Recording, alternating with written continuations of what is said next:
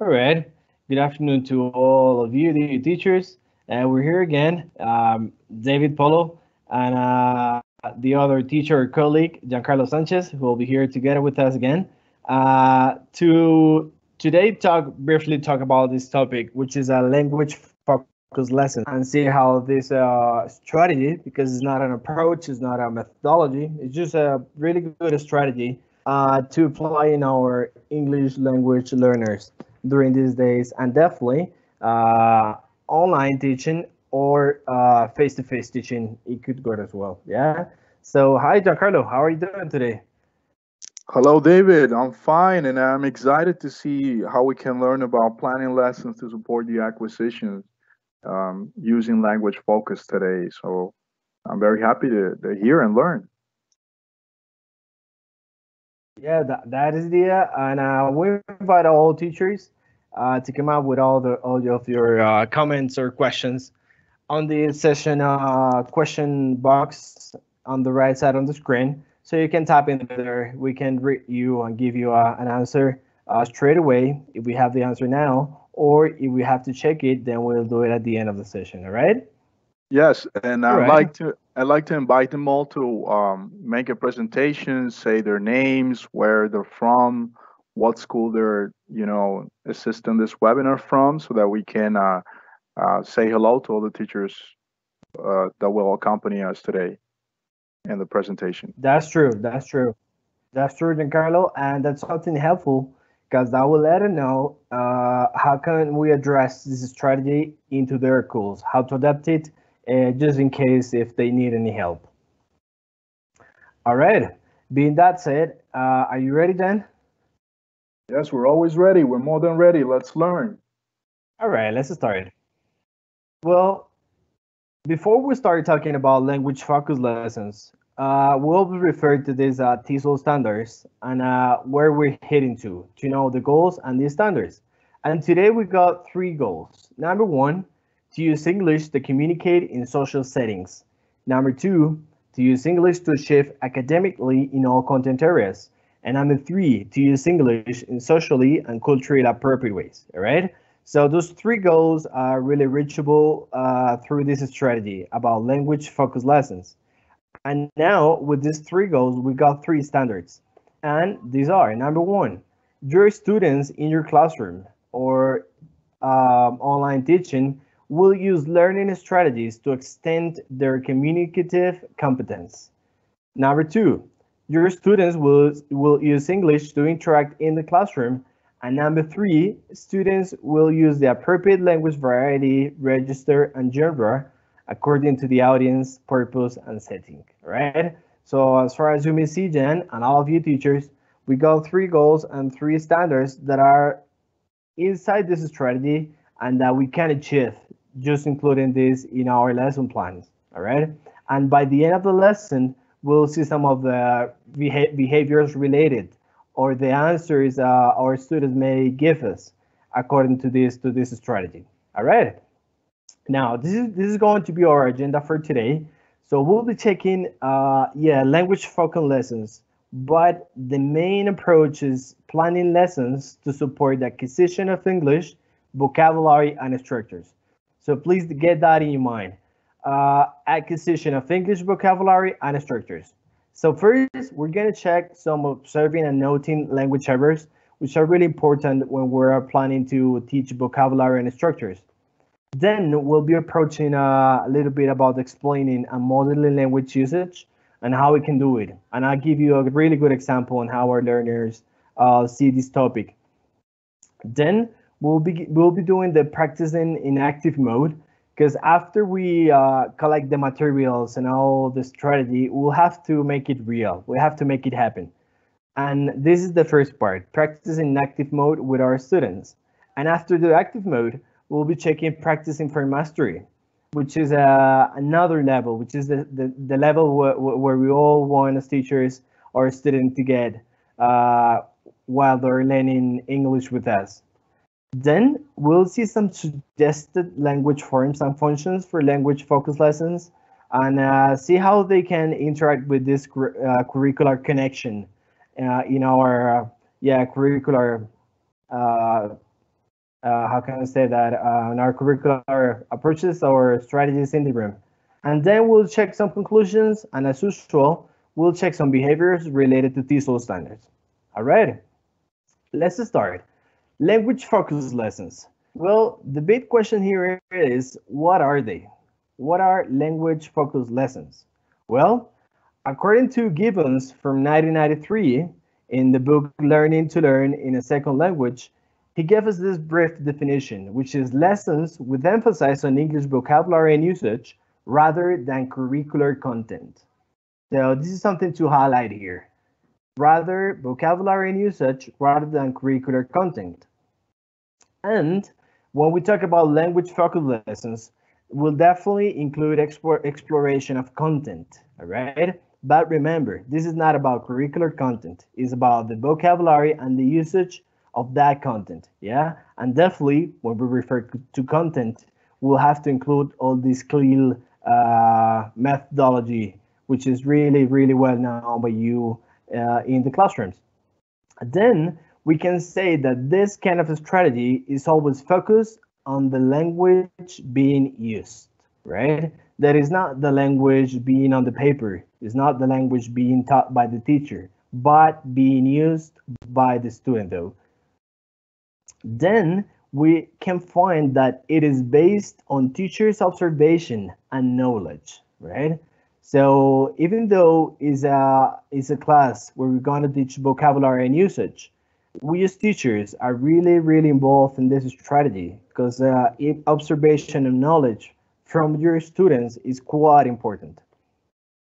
And then we'll find that we'll have here some language form and functions a student find difficult. So all of the vocab and usage we're going to teach in a lesson is not always easy for our students. So we'll have to highlight and recognize which of those language forms and functions are difficult for them. All right. Now, let's go by the first step, which is observing and noting language errors. In who? In our students. And when we refer to observing and noting, we're talking about information, all right? So this is our starting point for today. Get all the information you have from your students. And the first part is to start taking notes if you still do it in your classroom. It's a good way to start just to get to know a little bit, a little bit more, sorry, about them, about their behaviors, about their knowledge, about their difficulties, about their confidence in learning the language, etc. Then we can identify where is the language misses, right? And when we talk about misses, is that they can have certain range of control of the language, but it's not really appropriate. Yeah, and it has to be adjusted or taken to another level, or give it a better way to learn it. Yeah, to find a new way to get that. Then we'll have to check some group of students with the same needs. Yeah, and I'm pretty sure that many of your students has different levels, as we have mentioned on our previous webinars. But this point addresses directly to students with similar needs. Yeah, they're not always the same or exactly the same, but our needs in this topic are always quite similar. And then we'll direct language usage instruction. Yeah, so after we're observing and noting these language errors, we will direct language usage and instruction. Okay, Giancarlo, now it's time to start checking how this strategy could be applied in the classroom. So this is how it works. Let's start with how explain and model the language usage. I really like this picture because it's like a brain being made in a puzzle. And this is basically how this is going to work. It's going to be a puzzle formed by several pieces.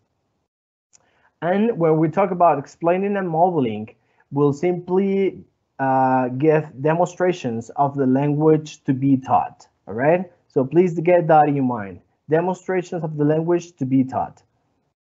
Well, we usually start introducing vocabulary. Yeah, we usually introduce all the vocabulary list.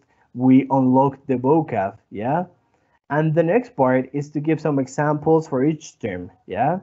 Which I'm pretty sure we usually do it in our classroom. Introduce vocab, explain the term with an example, and then show them how, when, and how the language is used, yeah? So it's not about just having the vocabulary and learn it and repeat it, but to know and learn when and how to use it. And when we refer to when and how to use it, we'll have to talk about here if we could use it in a formal or in an informal situation, if we could use it in a social or maybe just academic environment, and different scenarios. We can say that when the language is differently used by ours as users. Now, we definitely have to be including here realia, as we saw in the previous webinar. So when we introduce vocabulary, realia is needed. Please include it, realia. Then, if you add to realia visuals, you'll be a lot more useful. And remember that when we talk about real and visuals, we can include there as well some illustrations or drawings, yeah? And maybe with all this technology going around us, we could be using gifts like the one we have in our phones to make students a little bit more interesting and enhancing for them the process of learning a new language. And definitely, we have to add ideas on how to introduce it, ideas on what examples are we going to be using, and ideas to show them and let them easily know when and how to use that vocabulary. Yeah, but all of this is going to work perfectly if we use the language. Yeah, we're using the language as teachers, we always modeling its usage in our students. Right? The language is great, and we have to give our students the opportunity to do so. But modeling is always really, really important in this path. Now, I remember, and I brought here an illustration on how the previous slide will come up in Realia in our classroom. Now we have this vocabulary, Harry, riverbed. Yeah. So for now, I want you to think just briefly, 5 seconds. Uh, if you got in your mind that vocabulary, riverbed. Yeah. So we have two words. Yeah, we have the word river and we have the word bed. But this is what usually come up to one of your students when they listen to that word, riverbed. They imagine a bed on a river, floating on river. Yeah, and well, we may say that's incorrect, right? But remember, this is an English language learner's concept when they refer to that word by the first time, even though they know the both words, river and bed. But let's see an appropriate way to introduce the vocabulary during a language focus lesson. Well, we can use this picture to let them know what a river is, yeah, which is pretty basic. River. Now we got a bed, which is easily recognized by our students, yeah. But now we have to let them know that this word together means a completely different thing, yeah, and definitely is going to be related with the river. And with this picture, they may get to see which is the real concept for riverbed, which is the place where the water flows on the land. Yeah, that is the riverbed. And even though this is not an easy word, because I know it's not easy, and maybe even as teachers didn't know this word, well, this is a good way to understand how is our students' brain processing the new vocabulary we're teaching them, and how they're interacting with the vocabulary and how are they using it. Yeah. So be careful while we give them this type of illustrations. Yeah. When we talk about vocabulary, and remember, if we teach vocabulary or a language focus lesson, definitely our students have to be using the language, but always model its use. Yeah. If not, this is what's going to happen. They can recall to previous knowledge in their background, and they might come up with this illustration which is not correct. Yeah. So there we are as teachers to let them know what the correct word is, and maybe use a good image to come up with the real meaning or the real concept. Right. So that's our first part. Now, we talked about practice in active mode. So we just saw how to introduce vocabulary in our students, how can we use the language to model it. But now we have to see how this is being set in practice mode. And in this part, a good definition for it is to actually perform or model an activity. All right. So I wanted to highlight to that word actually, yeah, because this is something that is going to happen. Yeah, your students are going to perform or to model the activity. And how this is going to happen? Well, I decided to choose here one example that I found with this picture. Yeah, and in this picture you can see a lake maybe, and the plants over on the water or over the water are called lily pads. All right. And with this lesson that I found, the problem with our students in that session, in that class, is that our students are leaving off ending sounds for each term. Yeah. So they are omitting some pronunciation with specific words in our class. And this is really common when we're teaching simple past in our classes because they cannot interact or fully pronounce the ed or the t sound at the end of the words. Or why not? Some of our students cut or omit the s sound in some words which are plural. All right. So this is kind of how briefly I would approach it in a classroom. Well, the first part, we got the image, we know what the problem is, leaving off ending sound for each term. But the next part is that you as a teacher should be focused on language, not anything extra, not anything different, not grammar, not meta language, just focus on language. And if you do so, if you as a teacher focus on language while you're planning your lesson, then your student will focus on language too, because this is the approach we want to give it. If we do not focus on language while we're planning, then our class interaction is not going to be focused on that, and it's definitely going to be taking a different path than the one we planned before getting started of class. Now, here's the famous word, lily pads. So remember that lily pads are the plants located on the water here, right? And if we look at the pronunciation for lily pads, we can see that in the water or related with lily pads, we got frogs, yeah, which is a common animal, frogs. So this is going to be the focus on language for our students, lily pads and frogs, yeah, simple words. But if we see this as a teacher, then we'll have to include leaving off the ending sound for each term, all right? We shouldn't lose our focus on that part. Our students are not pronouncing something, and in this case, they're omitting the S sound at the end. So we as teachers should include this phonetic writing to come up with something good for our students and to let them know how to fully pronounce that word, all right?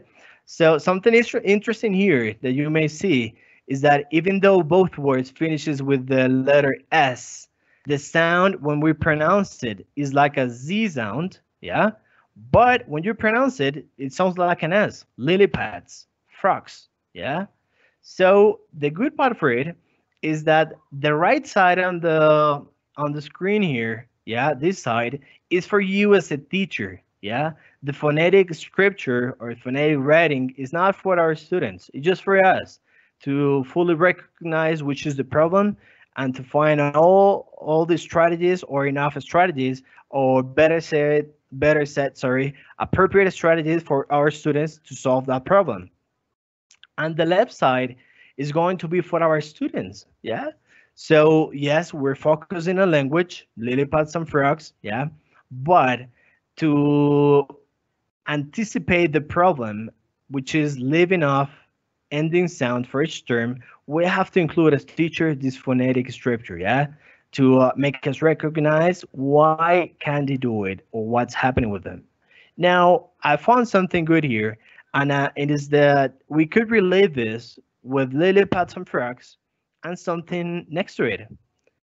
Like, for example, the verb jumped, yeah, and jumped. It's maybe that the frogs were looking into the lake and they jumped into the water, or they looked into the water and then jumped. And as you may see here, we got two really good examples from verbs that our students always omit the sounds or have trouble what they are pronouncing, yeah, what they're speaking or announcing, sorry, these ending sounds. And again, we'll have to include here the phonetic writing, yeah? And as you may see, we have some similarities here. That jumped and looked are again an ed ending word, yeah, sorry, verb, an ed ending verbs, but our pronunciation is going to be with t at the end, yeah. But again, we'll have to focus that this part, which is just being squared on the screen, is going to be for us as teachers, not for our students, yeah. So it's a good way to include in our lesson plannings these anticipated problems that we do know our students have during our classes. And if this happened before in the classroom, well, now this is going to be more relevant because we're away and interaction is being reduced dramatically.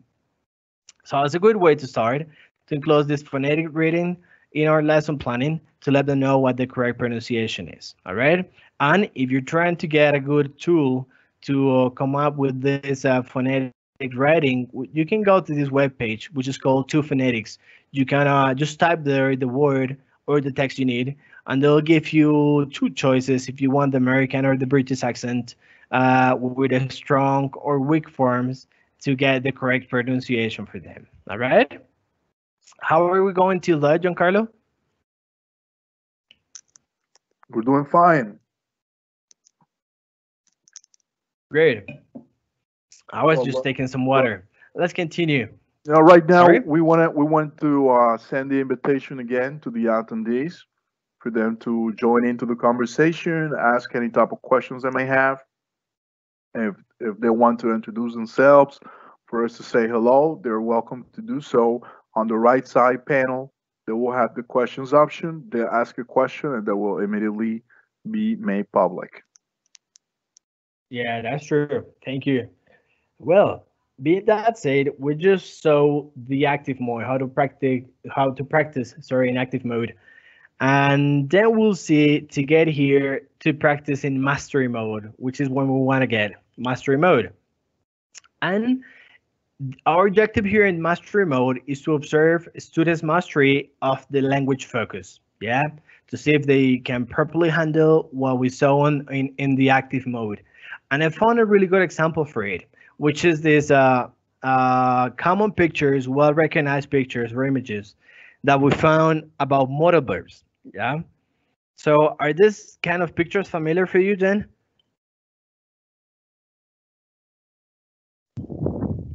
Yeah, sure they are. They are like the type of modal verbs that we usually have where we classify what type of examples and uses for every single modal verb we have. That's like the classical version of use in the classroom. That's true. As you mentioned, that's classical.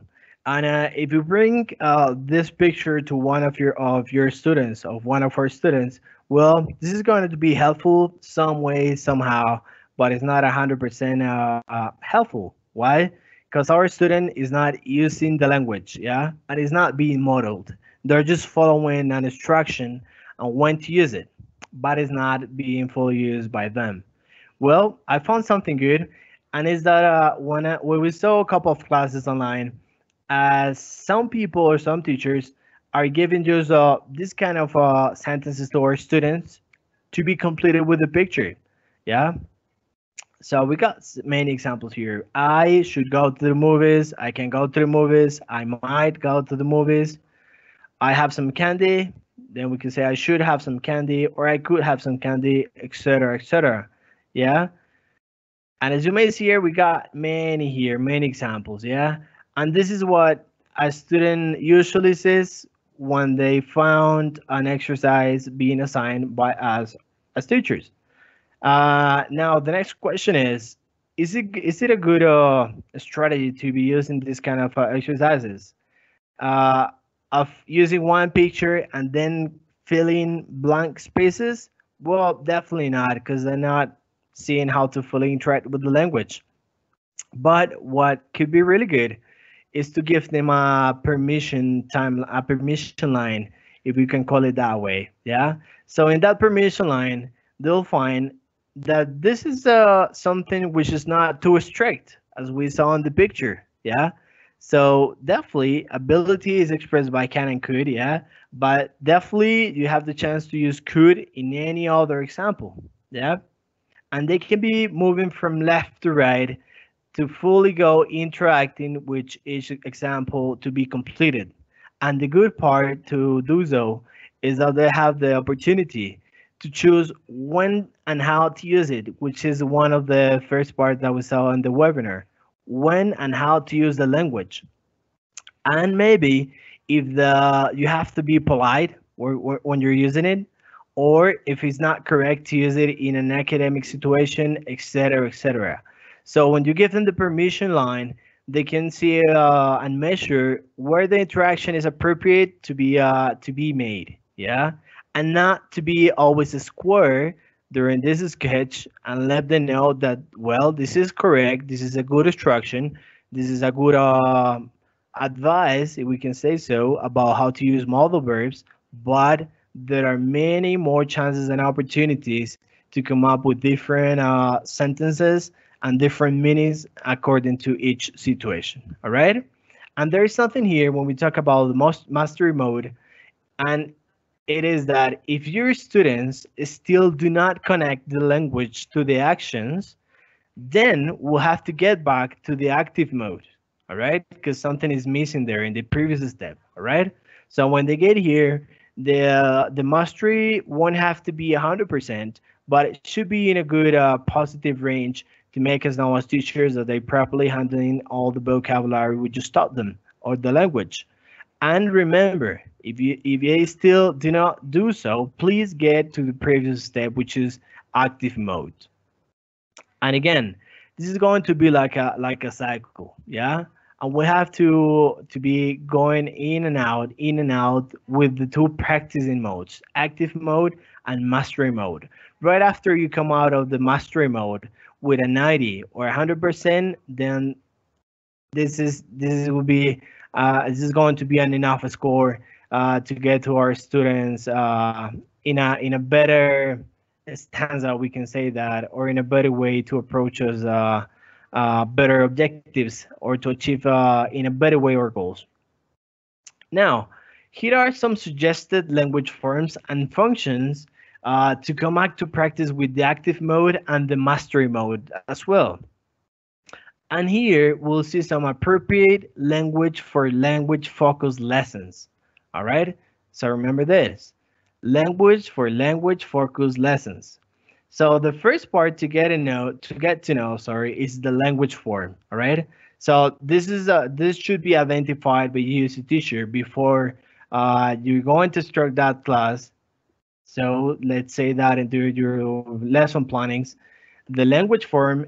I brought some examples here, like articles, degrees of obligation, comparison words, yeah, which are pretty common for us and that we frequently interact with them during our classes. But the next part is that this language form should be included in something, and that is the curricular connection. Where is it related to in our curriculum? All right, and this is what I brought here. Well, we can relate articles with words that indicate plurals or singular forms. We can interact, connect, make the curricular connection, sorry, for degrees of obligation for predictions in science or classrooms or literature.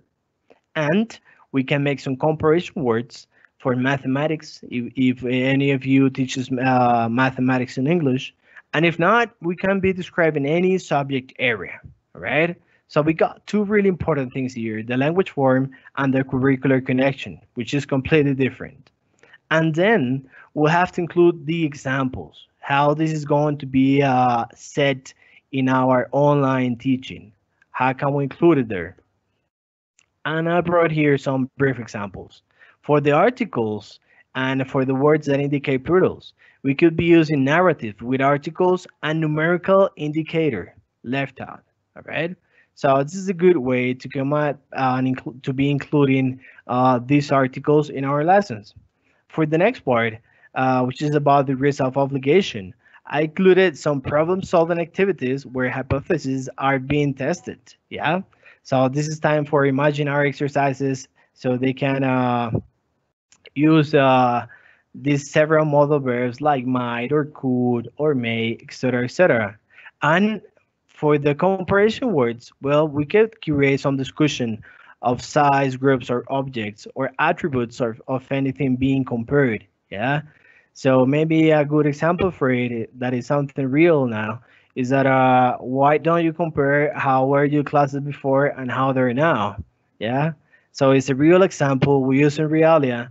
We included the language form. It has a curricular connection, and definitely we're giving a good and real example. All right. But remember, all of this is going to work if we using the language and if we model its use. Yeah. So this is going to be perfectly sketched in your lesson plannings. But if we didn't do it that way, then it's not gonna happen. Yeah. We always as teachers should model its use, sorry, and why not give our students the first example on how it is going to be done. Okay. Well, that was it, Giancarlo. Those were our strategies for today. But before we finish, I'd like to briefly check some of the behaviors related to TESOL standards, which I respond our students are going to have if you apply this into your classrooms. Now, if you're a teacher from pre-K to 3 to year 3, then your students are going to form and ask questions related to assignments, or they're going to gather and organize materials needed to complete the assigned work. And a good topic to talk here is how to include parents in this gathering and organizing materials. Because I'm pretty sure that we as teachers would have the chance now to be checking our students face to face, but our parents can be kind of really good partner or ally to let us know how this is taking place at home. Now, if you're a teacher from year 4 to year 8, then your students are going to find see information from several sources to complete assignments, and they hopefully are going to edit and revise routine assignments. All right. Please remember that this is a behavior related to TESOL standards, but it could be adapted to your needs according to your student's level or maybe to your school level as well. Yeah. So maybe they're not going to edit and revise, sorry, the written assignments, but they're going to do something simpler. Yeah, something easier. And finally, if you teach in high school from 9 to 12, then your students are going to take and support a position on an assigned topic, or they're going to prepare for and participate in an oral report or debate. Yeah. So as far as you may see, this strategy could be adapted and included, sorry, from pre-K to 9 to 12 years of education, and it could be fully adapted with enough tools, with the correct tools. All right. What can we conclude before we go? Well, number one, that this is really useful if we use it for mispronunciation or misuse of language. And when we refer to mispronunciation or misuse, we talk about a mistake which is consistent, which consistently happens. All right, so be careful with that. This is not a good way to come up with something new, but it's to correct something. All right, some mispronunciation and misuse of the language. Now, a good thing to know is that it is always important to respond to the message or request. Yeah, and this is something really, really yeah, we can say that sensitive here, a sensitive point, because even though our students make mistakes, yeah, and even though as teachers we do it sometimes as well, we have always to focus on the message or request, but not on the mistake. Yeah, we can collect the error. We can go for some error collections, but if we understand our students' message or request, just respond to that and do not correct the error immediately.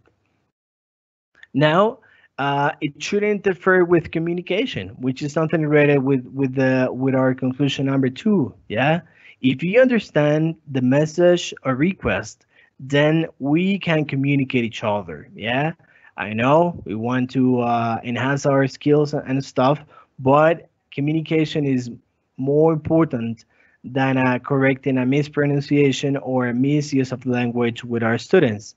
And finally, it is going to be more effective if it is presented in a positive way, not in something which is mandatory or maybe boring for your students. Yeah, they don't have to notice that. And maybe I mentioned this because this phonetic writing for our students sometimes is something they don't understand, and for us as teachers sometimes is going to be in some cases difficult to understand as well. But if we present it in a positive way, then this is not going to be a problem. Yeah. On the other hand, this is going to definitely reduce lower anxiety and find a better way on how to teach vocabulary and structures during the acquisition of English in our language learners.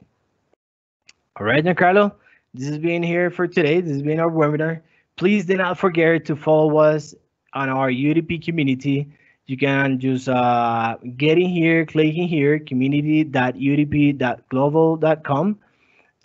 You can find there several resources for all the skills, reading, writing, speaking, and listening, which are free for you, available. You can download them, edit them, and adapt them to your needs in classrooms. The only thing you need to do is just to log in, create a user, and that's it. You'll have access to it. All right. Well, thank you to all of you teachers. I don't know, Giancarlo, if we still have maybe comments or any questions from our webinar. Well, at the moment, we don't have any comments or questions, but we invite the attendees in case if they have any comments, any questions, they can reach us at our emails that we're going to leave here. I'm going to leave your email, David, and I'm going to leave my email All right. in case they want to or they have any comments or questions regarding to the topic today. That's David's email, david.polo@grupo-sm.com, and here is my email address. I'm going to leave it as well in case you have any comments, any questions regarding to the topic, or in case you want to suggest a topic that you consider important and that we discuss or that we talk about in this space that is specially created to help you guys, to help all the teachers with this challenge of delivering education through distance learning or through online learning, depending the case. So thank you very much. Thank you, David, for the presentation today. As always, it was a pleasure learning and discussing these valuable topics, and I hope we can meet the attendance in another occasion. I hope we'll see you guys soon. Yeah, that's true, Giancarlo. For you to know, we'll be here waiting to see if you got any comments or questions. So we'll silent our mics, but we'll be here for 3 to 5 minutes to see if you come up with any comment or interaction. All right. Thank you for you all, and we'll wait you in our next webinar. Have a good afternoon. Bye bye.